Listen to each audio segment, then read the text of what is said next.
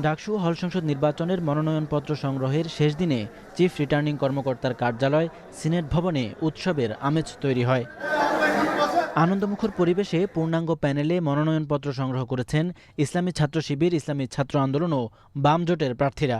বিশ্ববিদ্যালয়ে নিরাপত্তা জোরদার করার আহ্বান তাদের।